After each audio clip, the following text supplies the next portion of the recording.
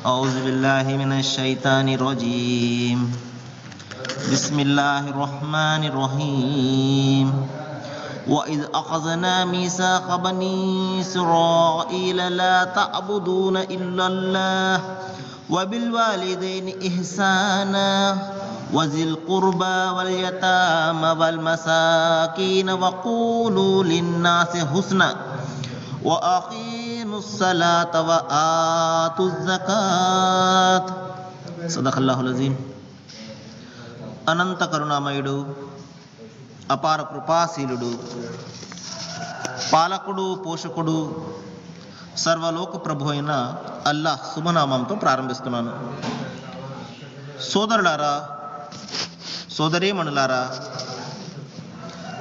అయ్యలారా, అమ్మలారా, అస్సలాము అలైకుం రహమతుల్లాహి వబరకాతుహు.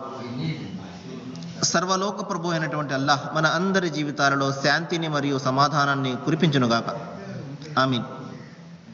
ఇంతవరకు మీ ముందు మానవ మహోపకారి మహాప్రవక్త ముహమ్మద్ సల్లల్లాహు అలైహి వసల్లం వారి మీద ఆ విశ్వప్రభు అవతరింపజేసినటువంటి అంతిమ దైవ గ్రంథం దివ్య ఖురాన్ యొక్క 2వ అధ్యాయం నుండి 83వ వాక్యం యొక్క అరబీ మూలంను పఠించడం జరిగింది.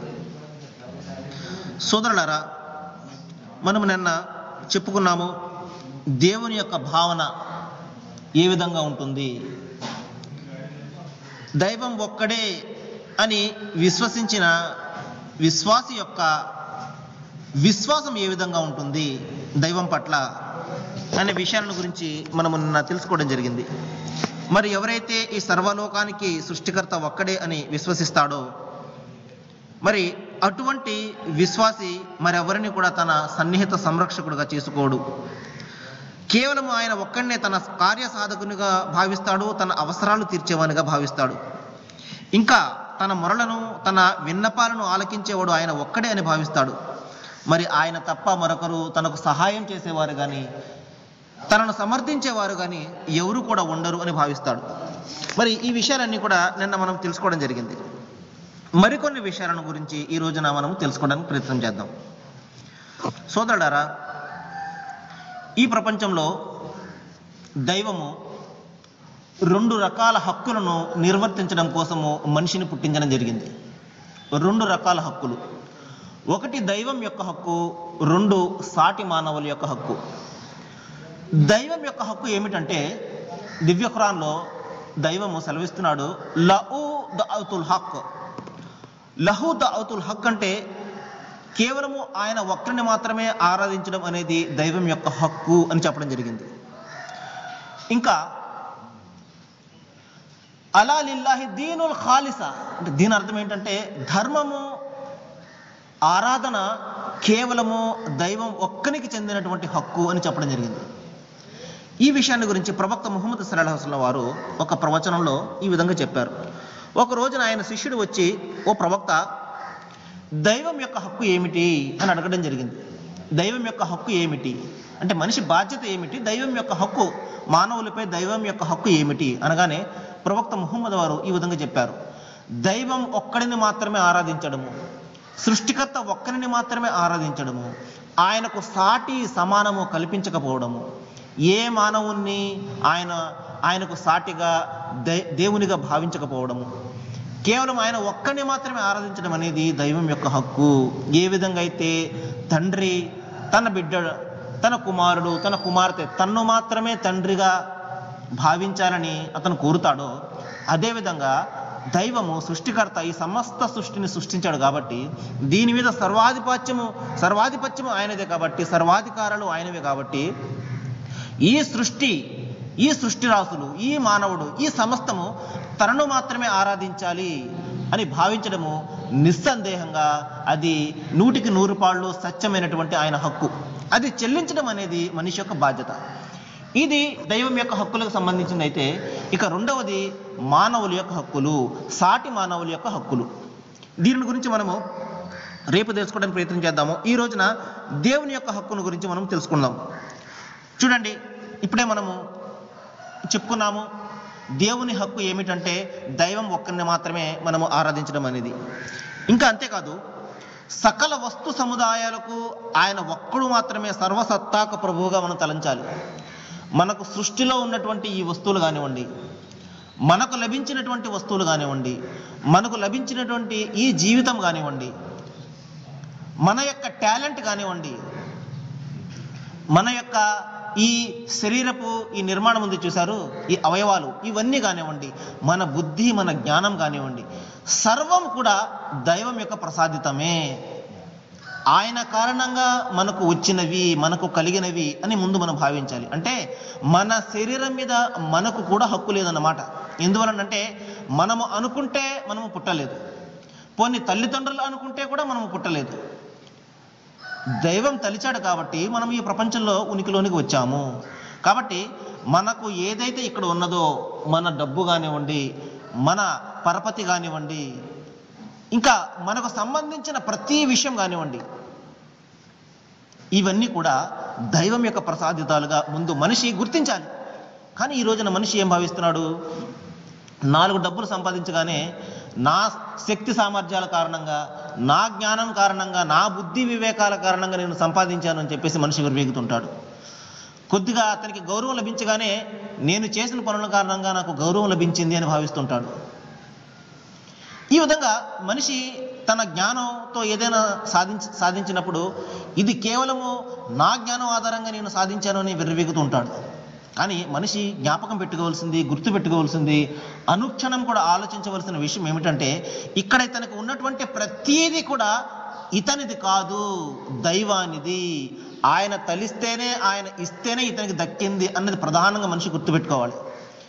మనిషి మరుపునకు గురయ్యేది ఈ విషయంలోనే.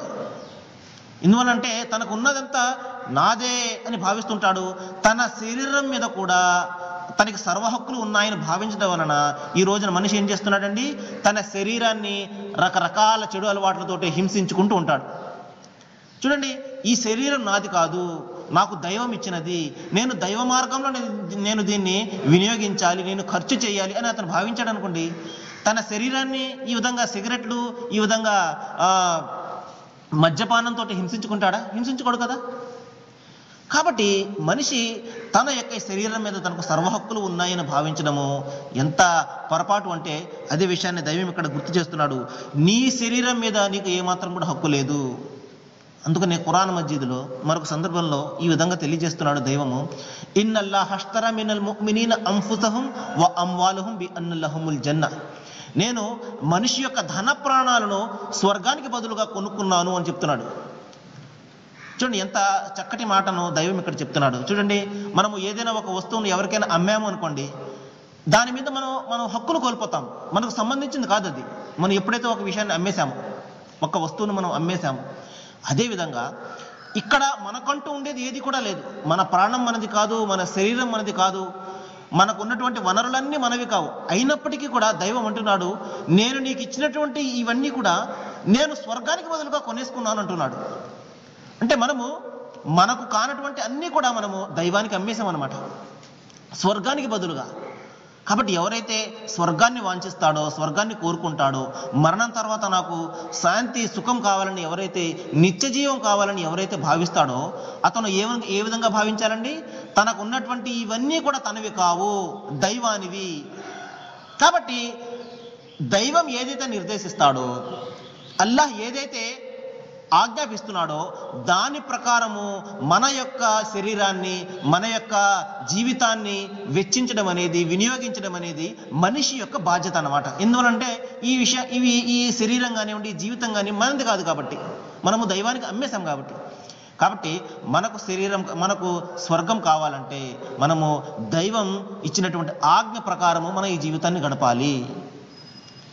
లేదు అంటే ఆ స్వర్గాన్ని కోల్పోవాల్సి ఉంటుంది, మరణం తర్వాత వచ్చే ఆ నిత్య జీవితాన్ని కోల్పోవాల్సి ఉంటుంది. కాబట్టి సోదరులారా, ముందుగా ఈ సకల వస్తు సముదాయాలకు స్వామి మనిషి కాదు, ఆ సర్వసత్తాక ప్రభు, ఆ దైవం ఒక్కడే అని ముందు మనిషి భావించాలి. అంతేకాదు, మనము ఎవరిని కూడా ప్రపంచంలో ఆజ్ఞలను ఇచ్చేవానిగా, లేకపోతే ఆజ్ఞలను నిషేధించేవానిగా మనం భావించకూడదు. సహజంగా మనం ఏం చేస్తామండి? దైవం యొక్క ఆజ్ఞ స్థానంలో మనిషి యొక్క ఆజ్ఞను మనము పెడుతుంటాం. మనిషి యొక్క ఆజ్ఞ అంటే మన బలహీనమైనటువంటి మనస్సులతోటి, బలహీనమైనటువంటి జ్ఞానంతో తయారు చేసుకునేటువంటి చట్టాలు అన్నమాట. దైవ చట్టాల స్థానంలో మనిషి చట్టాలు వచ్చి కూర్చుంటుంటాయి. ఏం చేస్తున్నాడు మనిషి? దైవం యొక్క ఆజ్ఞ స్థానంలో మనిషి ఆజ్ఞను అనుసరిస్తున్నాడు. ఇంకా దైవం ఏదైతే నిషేధించాడో దానిని కాదని మనిషి ఏదైతే ఆజ్ఞాపిస్తుంటాడో, ఏదైతే నిషేధిస్తుంటాడో దానిని అతను అనుసరిస్తుంటాడు. అంటే దైవానికి బదులు తన సాటి మనుషుల చట్టాలను అనుసరిస్తుంటాడు అన్నమాట. అంటే దైవం యొక్క స్థానంలో తన సాటి మనుషులను తీసుకొస్తుంటాడు. చూడండి ఎంత భయంకరంగా మనము ఆలోచిస్తే ఎన్ని సత్యాలు మనకు బయటపడుతున్నాయి. సోదరులారా, నేను చెప్పే విషయాలన్నీ కూడా చాలా కటువుగా ఉంటాయి. ఎందుకంటే సత్యం ఎప్పుడు కూడా చాలా కఠినంగా ఉంటుంది, చాలా చేదుగా ఉంటుంది. అయితే మన జబ్బు తగ్గాలంటే ట్యాబ్లెట్ చేదుగా ఉంటేనే మనకు అది పనిచేస్తుంది తప్ప తీగా ఉంటుందని చెప్పేసి మనం చాక్లెట్ తిన్నాం అనుకోండి, మన జబ్బు ఇంకా పెరుగుతుంది. కాబట్టి ఈ సత్యాలు కఠినంగా ఉన్నా మీ మనసును తట్టి లేపాలి.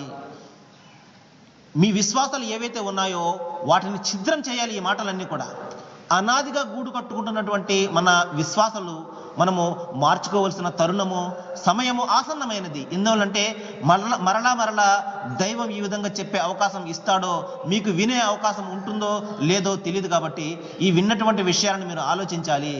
ఆలోచించి మీ మనస్సును తట్టి లేపాలి. మరి బండబారిపోయినటువంటి ఆ మనస్సులను మెత్తబరుచుకుని మనము దైవం పట్ల ఆలోచించినట్లయితే నిస్సందంగా ఈ సృష్టి మహిమలన్నీ కూడా తేటతెల్లమైపోతాయి. మనం ఎప్పుడైతే చూస్తూ ఏ విధంగా గడుపుతుంటామో, వింటూ ఏ విధంగా అలాగే వదిలేస్తుంటామో మనం మరణానికి చేరుకుంటాం. కానీ మనకు సత్యం ఎంత మాత్రం కూడా బోధపడదు. కాబట్టి సోదరులారా, మరొకసారి నేను జ్ఞాపకం చేస్తున్నాను, మనిషి మరెవరిని కూడా తనకు ఆజ్ఞ ఇచ్చేవానిగా లేకపోతే ఆజ్ఞను నిషేధించేవానిగా భావించకూడదు, ఒక దైవానికి తప్ప.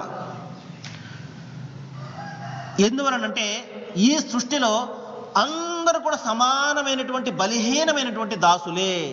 వారు ప్రవక్తలే కానివ్వండి, వారు మరెవరైనా కానివ్వండి, ఎవరైనా కూడా, అతను ఎంత డబ్బున్నవాడైనా కానివ్వండి, మరి ఒక దేశానికి రాజైనా కానివ్వండి, అధ్యక్షుడైనా కానివ్వండి, అతను కూడా మనలాగా సాటి మనిషే, సాటి బలహీనమైనటువంటి మనిషే. కాబట్టి మనిషికి మనిషి ఎంత మాత్రం కూడా మార్గాన్ని చూపించలేడు.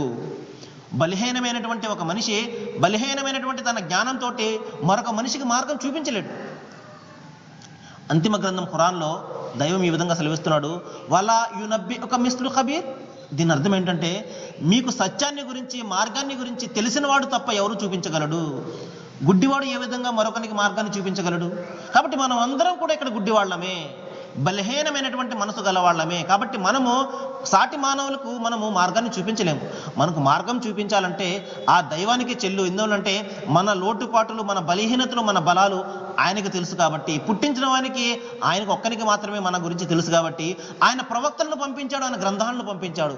ఆ గ్రంథాల పరంపరలో చివరిగా మనందరి కోసం వచ్చినటువంటి గ్రంథమే దివ్య ఖురాన్. మరి ప్రవక్తల పరంపరలో చివరిగా మనందరి కోసం వచ్చినటువంటి ప్రవక్తే మహాప్రవక్త ముహమ్మద్ సల్లల్లాహు అలైహి వసల్లం వారు. కాబట్టి సోదరులారా, ఇంకొక విషయం ఏంటంటే, మనము ఇక్కడ మన స్వతంత్రతను మనము విడిచిపెట్టేయాలి. అంటే నేను, నా యొక్క శరీరము, నా డబ్బు, నా దర్పము, నా గౌరవము, ఇవన్నీ కూడా నా అనేది మనిషి ముందు విడిచిపెట్టేయాలి. ఈ అహం అనేది ఉన్నది చూశారు, ఈ అహం కారణంగానే శైతాన్ అనేవాడు మార్గాన్ని తప్పిపోయాడు. కాబట్టి ఎప్పుడైతే నేను, నాది అని మనిషి ఎప్పుడైతే భావిస్తాడో నిస్సందేహంగా అతను అధఃపాతాళానికి త్రొక్కివేయబడతాడు. బైబిల్ గ్రంథంలో మంచి సూక్తి ఉంటుంది. ప్రవక్త యేసువారు చెప్పడం జరుగుతుంది, ఎవరైతే తనను తాను తగ్గించుకుంటాడో వాడు హెచ్చించబడతాడు, మరి ఎవరైతే తనను తాను హెచ్చించుకుంటాడో వాడు తగ్గించబడతాడు అని. కాబట్టి ఇక్కడ మనిషి తాను దైవానికి దాసుడు అనే విషయాన్ని అనుక్షణం కూడా గుర్తుపెట్టుకోవాలి. ఇక్కడ అతనికి సంబంధించింది ఏది కూడా లేదు. కాబట్టి తన స్వతంత్రతను విడిచిపెట్టి, తన మనోకాంక్ష యొక్క దాస్యాన్ని విడిచిపెట్టి తన దైవానికి సమర్పించుకోవాలి. అంటే ఇక్కడ ఏది కూడా నాది కాదు, ఆయన ఏదైతే చెప్తాడో నేను అదే చేస్తాను, ఆయన ఏదైతే చెయ్యమని ఆజ్ఞాపిస్తున్నాడు నేను అదే చేస్తాను, ఆయన ఏదైతే వద్దంటున్నాడో నేను అది మానేస్తాను, నా యొక్క స్వయం నిర్ణయం ఏది కూడా కాదు, నాకు సంబంధించింది ఏది కూడా కాదు అని ఎప్పుడైతే మనిషి తన స్వతంత్రతను విడిచిపెట్టి దైవానికి సంపూర్ణంగా అతను లొంగిపోతాడు, అది నిజమైనటువంటి విశ్వాసము. ఈ విశ్వాసాన్ని అరబీ భాషలో ఇస్లాం అని పిలవడం జరిగింది. చూడండి సోదరులారా, ఎప్పుడైతే ఇస్లాం అని నేను పిలవగానే అది పరాయి ధర్మమేమో అన్న ఆలోచన స్ఫురిస్తూ ఉంటుంది. అదేవిధంగా నేను అల్లాహ్ని పిలవగానే ఆయన పరాయి దైవమేమో అని ఒక ఆలోచన స్ఫురిస్తుంటుంది. చూడండి, శైతాన్ అనేవాడు మనిషిని ఏ విధంగా మార్గం తప్పించాలో ఆ విధంగా మార్గం తప్పిస్తూ ఉంటాడు. ఈ పదాల గందరగోళంలో పడవేసి మనిషిని నీవు ఆ ధర్మానికి దూరము, నీకు సంబంధించింది కాదు అనే ఆలోచనలు పుట్టిస్తూ ఉంటాడు. చూడండి, నేను అల్లాహ్ అనగానే అది పరాయి దైవమేమో అనే భావన కలుగుతుంటుంది. అదే దైవము, దేవుడు, సృష్టికర్త అనగానే ఈయన కూడా నాకు సంబంధించిన వాడే అన్న ఆలోచన మీకు కలుగుతుంటుంది. చూడండి, అదేవిధంగా నేను ఇస్లాం అనగానే అది పరాయి ధర్మమేమో అనిపిస్తుంటుంది. అలా కాకుండా ఇది విధేయత ధర్మం అండి, ఇది విశ్వాసం అనే ధర్మం అండి అని నేను చెప్పగానే ఇది కూడా మనకు సంబంధించింది అనే ఆలోచన కలుగుతుంది. చూడండి, పదాల గందరగోళంలో శైతాను పడివేసి ఈ ధర్మాన్ని, ఈ దైవ విధేయత ధర్మం అనే ధర్మం ఉంది చూశారు, ఈ ధర్మానికి దూరంగా మనిషిని తీసుకెళ్తూ ఉంటాడు. కాబట్టి నేను ఎక్కువగా విశ్వాసము, విధేయత అనే పదాలను ఎక్కువగా ఎందుకు ఉపయోగిస్తున్నానంటే అవి మీ మనసుకు దగ్గరగా ఉండాలని. నేను ఎక్కువగా అల్లాహ్ మరియు ఇస్లాం అనే పదాలు నేను ఉపయోగించాను అనుకోండి, మీ మనసు దూరంగా ఉంటుంటుంది. ఈయన ఇస్లాం గురించి చెప్తున్నాడు, లేకపోతే అల్లాహ్ గురించి చెప్తున్నాడని. అయితే పదాలు ఏవైనా కూడా నేను వివరించే భావం ఒకటే. మనిషి తన సృష్టికర్తను పూర్తిగా లొంగి ఆయనకు ఆరాధన చేయడము, ఆయనకు సమర్పించుకోవడం అనే ధర్మాన్ని పూర్వ భాషలో దీన్ని ఏకేశ్వరోపాసన అని పిలిచేవారు, సనాతన ధర్మం అని పిలిచేవారు. అరబీ భాషలో దానిని ఇస్లాం అని పిలవడం జరుగుతుంది. కాబట్టి ఇక్కడ మనిషి తనను తాను సంపూర్ణంగా తన సృష్టికర్తకు సమర్పించుకోవాలి. ఇంకా తాను దేనికి కూడా యజమాని కాడు అన్న విషయాన్ని అతను ప్రధానంగా గుర్తుపెట్టుకోవాలి సోదరులారా. ఎందువలనంటే ఇందాక నేను చెప్పడం జరిగింది, ఈ సృష్టిలో ఏది కూడా తనది కాదు. చివరికి చిన్న మట్టి కంకరకు కూడా అతను యజమాని కాడు, చిన్న మట్టి కంకరకు కూడా. చూడండి, కానీ మనిషి ఈ రోజున ఏం చేస్తున్నాడండి, ఈ భూమి నాదంటున్నాడు, ఈ ప్రదేశం నాదంటున్నాడు, ఈ దేశం నాదంటున్నాడు, ఈ ప్రాంతం నాదంటున్నాడు. చూడండి ఎంత అమాయకుడు మనిషి.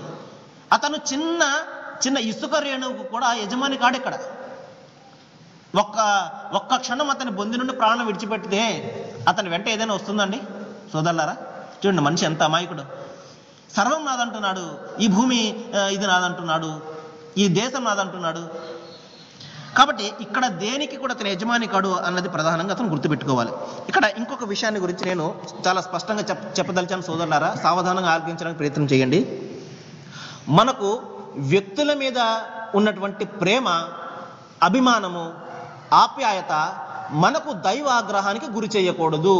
ఇది మీ మనస్సులో మనోమస్తిష్కాలలో ఇది నాటుకునేలా మీరు దీన్ని ఆలోచించండి.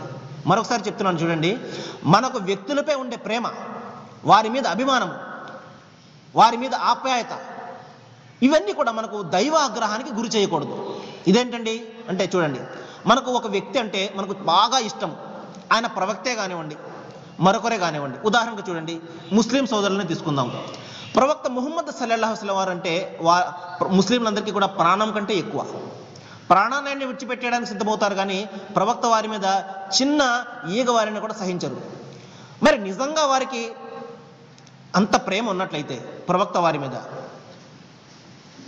ప్రవక్త వారి వద్దకు ఒక వ్యక్తి వచ్చి, ప్రవక్త మేము మిమ్మల్ని చాలా ప్రేమిస్తున్నామండి అనగానే ప్రవక్త వారు ఏమంటారంటే, నన్ను మీరు ప్రేమించేవారైతే నేను చెప్పిన ప్రకారం మీరు చేయండి. అదేమిటి, మీరు సత్యాన్ని ఎప్పుడు అనుసరిస్తూ ఉండండి, మీ పొరుగు వారి యొక్క హక్కులను మీరు గుర్తిస్తూ ఉండండి, మీ వద్ద ఎవరైనా ఏదైనా వస్తువు అమానతుగా మీరు పెట్టినట్లయితే దాన్ని మీరు అందజేయండి అన్నారు. ఇంకా ఏం చెప్పారు ప్రవక్త వారు, నమాజ్ అనేది, ప్రార్థన అనేది నా కంటి చలువ, కాబట్టి మీరు ఎన్నడూ కూడా ప్రార్థనను వీడకండి అన్నారు. నిజంగా ఒక ముస్లిం సోదరుడికి తన ప్రవక్త మీద అభిమానము, ప్రేమ ఉన్నట్లయితే అతను 5 పూటల్లో కూడా అతను క్రమం తప్పకుండా అతను నమాజ్ ఆచరించాలి. కానీ ఈ రోజున ముస్లిం సోదరులు చేస్తున్నారా? కేవలం ఒక 10% మంది మాత్రమే చేస్తుంటారు. మరి నాకు ప్రవక్త మీద ప్రేమ ఉన్నది అని చెప్పుకోవడం అది భూటకం కాకపోతే ఏమిటి ఒకసారి ఆలోచించండి.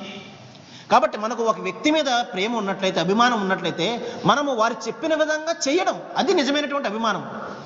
నాకు ఒక వ్యక్తి మీద చాలా అమితమైన ప్రేమ ఉన్నదండి, కానీ ఆయన చెప్పినట్టుగా నేను చేయను అంటే అది ప్రేమ కాదు, అది భూటకం అవుతుంది. మరొక ఉదాహరణ చెప్తున్నాను చూడండి. యేసుక్రీస్తు వారిని అభిమానించేవారు, ప్రేమించేవారు కోట్ల మంది ఈ రోజున ప్రజలు ఉన్నారు. ఈవెన్ ముస్లిం సోదరులు కూడా ఆయనను చాలా ప్రేమగా అభిమానిస్తారు. మరి నిజమైనటువంటి ప్రేమ, నిజమైనటువంటి అభిమానం ఉన్నట్లయితే ఆయన చెప్పిన ప్రకారం చేయడం అనేది నిజమైనటువంటి ఆయన ప్రేమించే వ్యక్తి యొక్క బాధ్యత. ఆయన ఏం చెప్పారు, ఒక వ్యక్తి ఆయన వద్దకు వచ్చి ఓ సత్పురుషుడా అని పిలవడం జరుగుతుంది. అప్పుడు ఆయన వారించి, నన్నేలా సత్పురుషుడు అంటున్నావయ్యా, దేవుడు ఒక్కడే కానీ మరి ఎవడు సత్పురుషుడు కాడు అంటారు. అంటే తనను తాను సత్పురుషుడు అనిపించుకోవడానికి కూడా ప్రవక్త యేసు వారు ఇష్టపడలేదు. అంటే ఎంత దైవభక్తుడో, ఎంత దేవుని దాసుడు ఒకసారి ఆలోచించండి.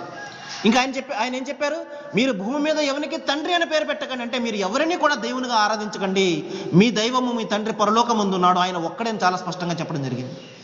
ఇంకా ఏం చెప్పారండి, నీవు నీ యొక్క దైవాన్ని ఆత్మతోను సత్యంతోనూ మాత్రమే ఆరాధించాలి, ఈ విధంగా ఆరాధించాలనే నీ దైవం కోరుతున్నాడని చెప్పడం జరిగింది. కాబట్టి మనకు క్రీస్తు మీద ప్రేమ ఉన్నట్లయితే, యేసు మీద ప్రేమ ఉన్నట్లయితే ఏం చేయాలండి, ఆయన చెప్పిన ప్రకారం ఆ సృష్టికర్త అయినటువంటి ఆ దైవాన్ని ఆరాధించాలి. ఇక్కడ చూడండి, అల్లా అనే దైవము, బైబిల్ గ్రంథంలో ఉన్నటువంటి యెహోవా అనే దైవము ఇద్దరు ఒకటే అన్న సత్యాన్ని కూడా తెలియనటువంటి అమాయకులైనటువంటి క్రైస్తవ సోదరులు ఈ రోజున కోట్ల మంది ఉన్నారు. వారికి తెలియదు, అల్లాహ్ అనగానే ఆయన వేరే దైవం అనుకుంటున్నారు. కానీ ఏ దైవం అయితే యెహోవా పేరుతోటి హిబ్రూ భాషలో బైబిల్ గ్రంథంలో ఉన్నాడో అదే దైవం అల్లాహ్ పేరుతో అరబీ భాషలో ఖురాన్లో ఉన్నాడు అన్న సత్యము వారికి తెలియదు, వారి బోధకులు కూడా చెప్పరు. ఎందుకంటే చెప్తే వారు విశ్వసించాలి కదా, అల్లా అనే దైవం మా దైవమే అని వారు ఎంతగా ప్రేమను పెంచుకుంటారో అని వారి భయం అనమాట. కాబట్టి ఈ విధంగా మరి ఇంకొక ఉదాహరణ చెప్పి నేను ముగిస్తాను సోదరులారా. ఎందుకంటే సత్యం అనేది ఇందాకే చెప్పాను, కొంచెం చేదుగా ఉన్నా అది మనకు స్వస్థతనిస్తుంది, శాంతినిస్తుంది. ఇంకా చూడండి, హైందవ సోదరుల్లో ఇంకా ఉదాహరణ చెప్పుకుంటే షిరిడి సాయిబాబా గారిని మనం చూసుకుందాం. నిజంగా చాలామంది ఈ రోజున షిరిడి సాయిబాబా గారిని ప్రేమించేవారు ఉన్నారు, ఆయన అభిమానించేవారు ఉన్నారు. మరి ఏం చేయాలి, ఆయన చెప్పిన ప్రకారం చేయడం అనేది నిజమైనటువంటి ఆయన అభిమానించే వారి యొక్క బాధ్యత. ఆయన ఏం చెప్పారు, సబ్కా మాలిక్ ఏక్ హై, అందరికి దైవం ఒక్కడు, అల్లాహ్ మాలిక్, ఆయన ఒక్కడు మాత్రమే, అల్లా బలా కరేగా, అల్లా మీకు మంచి చేస్తాడు అని ఆయన తన దినచర్యను నమాజ్తో ప్రారంభించేవారు. ఆయన ఎన్నడూ మస్జిద్ని విడిచిపెట్టి బయటికి వెళ్ళేవారు కాదు. మరి నిజమైనటువంటి ఆయనను అభిమానించేవారు ఏం చేయాలి, ఆయన చెప్పిన ప్రకారము అల్లా సృష్టికర్తను మాత్రమే ఆరాధించాలి. కానీ ఆ విధంగా చేస్తున్నారు ఈ రోజున. మరి మనకు ఆయన మీద ప్రేమ ఉన్నది అనడానికి ఏంటి తార్కాణం అంటే, మన ప్రేమ కాదు అన్నమాట, ఊరికే మనం మోసం చేస్తున్నాం అన్నమాట మన మనసుల్ని. కాబట్టి సోదరులారా, మనకు ఒక వ్యక్తి మీద ప్రేమ ఉన్నది అంటే మనము ఆయన చెప్పిన ప్రకారం చేయడం అనేది నిజమైనటువంటి ఆయన ప్రేమించే వారి యొక్క బాధ్యత. కాబట్టి మనకు నిజంగా వారి పట్ల ప్రేమ ఉన్నట్లయితే వాళ్ళు చెప్పిన ప్రకారం మనం చేద్దాము, వాళ్ళు చెప్పిన ప్రకారం ఆ సృష్టికర్త అయినటువంటి దైవాన్ని ఒక్కడిని మాత్రమే ఆరాధిద్దాము. అప్పుడు మాత్రమే నిజమైనటువంటి మనము వాళ్ళ యొక్క శిష్యులు అనిపించుకునే హక్కు మనకు ఉంటుంది. లేదు అంటే దానికి చూడండి, చాలా స్పష్టంగా క్రీస్తు వారు చాలా స్పష్టంగా చెప్పడం జరిగింది. ఆ దినమున నన్ను చూసి అనేకులు, ప్రభువా మేము నీ నామమును ప్రవచింపలేదా, నీ నామమున దయ్యములు వెళ్ళగొట్టలేదా, నీ నామమున మేము అద్భుతములు చేయలేదా అంటారు. అప్పుడు ఆయన, నేను మేము ఎన్నడూ ఎరుగున పొండి అని చెప్పేసి అక్కడ వాళ్ళని తరివేయడం జరుగుతుంది. అటువంటి పరిస్థితి మనకు రాకూడదు సోదరులారా. ప్రవక్త వారు ముహమ్మద్ సల్లల్లాహు అలైహి వసల్లం వారు కూడా చెప్పారు, ఆ తీర్పు దినాన అనేకులు మీ శిష్యుల మండి అని వస్తారు, కానీ నేను వారిని వెళ్ళమని వాళ్ళని తరిమివేస్తాను. ఎందువలనంటే నేను చెప్పిన ప్రకారం వారు చేయలేదు. నేను చెప్పిన ప్రకారము 5 పూట్ల నమాజుకు ఆచరించండి, ఎన్నడూ ఒకటి మీరు విడవకండి అని చెప్పడం జరిగింది. కానీ వాళ్ళు దాన్ని పాటించలేదు. పాటించినప్పుడు వారు ముస్లింలుగా పిలువబడే అంత మాత్రం కూడా హక్కు ఉండదు. కాబట్టి సోదరులారా, నేను ఈ రోజున శుక్రవారము 9 నుండి 9:30 వరకు సిసిసి ఛానల్లో ప్రోగ్రాం వస్తుంది. దాని పక్కన ఒక ఫోన్ నెంబర్ కూడా ఉంటుంది. మీకు ఎటువంటి సందేహం ఉన్నట్లయితే, ఏవైనా సందేహాలు ఉన్నట్లయితే మీరు నిస్సంకోచంగా మీరు అడగవచ్చు, సందేహాలు తీర్చుకోవచ్చు. నేను దైవాన్ని ప్రార్థిస్తున్నాను. ఏ విషయాలైతే నేను మీ ముందు ప్రస్తావిస్తున్నానో, మీ మనసుకు కష్టం కలిగినా, కొంచెం బాధ కలిగినా, సత్యం కాబట్టి ఇది మీరు దాన్ని ఆచరించండి. మీరు నిష్పక్షపాత హృదయంతో మీరు ఆలోచించినట్లయితే నిస్సందేహంగా సత్యాలన్నీ కూడా తేటతెల్లం అవుతాయి. నేను దైవాన్ని ప్రార్థిస్తున్నాను, మన మనసులను దైవము కలపాలని, మనమందరం కూడా ఏక మనస్కుల సృష్టికర్త అయినటువంటి అల్లాహ్ను మాత్రమే ఆరాధించే భాగ్యాన్ని, జ్ఞానాన్ని మీకు, నాకు, మనందరికీ కూడా ప్రసాదించాలని నేను ప్రార్థిస్తూ ముగిస్తున్నాను. వాకిరుద్దావానా అనిల్ హమ్దులిల్లాహి రబ్బిల్ ఆలమీన్.